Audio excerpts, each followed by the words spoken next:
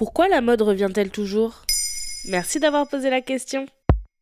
Ces derniers mois, les jeans taille basse, barrettes papillons et couleurs vives font leur grand retour dans les rayons de magasins ou sur les réseaux sociaux. Ces articles sont caractéristiques des années 2000 avec ses icônes Britney Spears ou Paris Hilton. Mais ces tendances ne sont pas si éloignées des années 80 avec les couleurs néon, les grands cheveux, les vêtements en lycra ou en élastane et les jeans déchirés. Donc la mode revient à intervalles réguliers. Oui, plus ou moins. Il y a des pièces intemporelles qui ne passent jamais de mode, comme la petite robe noire de soirée ou la chemise blanche boutonnée. Mais la plupart des articles vont et viennent. Une tendance, c'est par exemple une coupe, la hauteur d'un pantalon, une couleur en particulier, un accessoire ou bien une pièce forte comme une combinaison. Il existe plusieurs théories à ce sujet. La plus répandue est la règle des 20 ans développée par la styliste belgo-états-unienne Diane von Furstenberg. Selon elle, les articles ont des cycles de vie tous les 20 ans.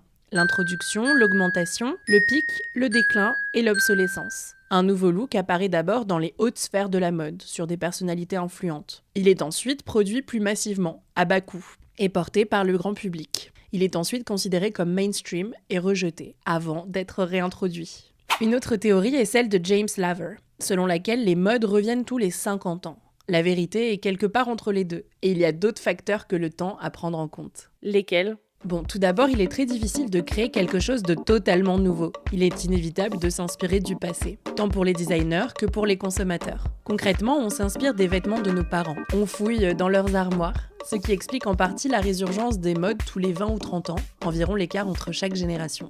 La politique aussi. Ce qui est intéressant car on dit que les grands cycles politiques durent 50 ans. Prenons les épaulettes. Elles sont apparues comme un symbole de force et d'endurance à la fin des années 30, lorsque les femmes ont commencé à travailler en dehors du foyer pendant la Seconde Guerre mondiale. Elles sont revenues dans les années 80, quand les femmes se battaient pour faire entendre leur voix dans le monde du travail. Alors qu'on est en plein dans un renouveau du mouvement féministe, on les voit réapparaître plus légères sur les podiums.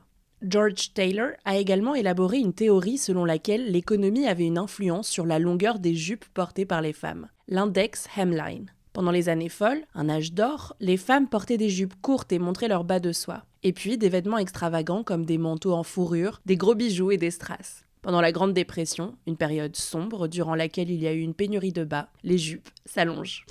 La pandémie a aussi influencé la mode. Les gens se sont mis à chercher des vêtements de qualité, plus durables et intemporels. D'où la popularité de la garde-robe capsule. On se tourne aussi vers des pièces fortes, plus personnelles, qui favorisent l'expression de soi. Et puis on voit la résurgence de modes joyeuses et colorées, comme celle des années 2000. Mais si les modes reviennent toujours, on peut acheter de seconde main ? En effet, même si ce n'est pas encore le cas pour la plupart des gens. Les réseaux sociaux et la fast fashion accélèrent les cycles de la mode. Avant, il n'y avait que les stars qui ne portaient jamais 2 fois le même outfit. Désormais, beaucoup de jeunes ne veulent pas être vus sur les réseaux sociaux avec le même outfit 2 fois. La styliste Samantha Harman explique à The Independent.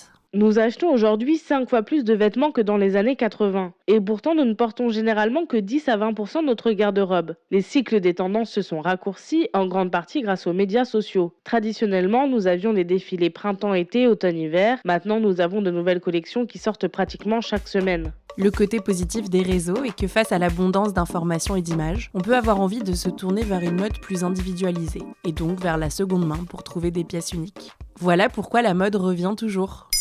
Maintenant, vous savez, un épisode écrit et réalisé par Antonella Francini. Ce podcast est disponible sur toutes les plateformes audio, et si cet épisode vous a plu, n'hésitez pas à laisser des commentaires ou des étoiles sur vos applis de podcast préférés.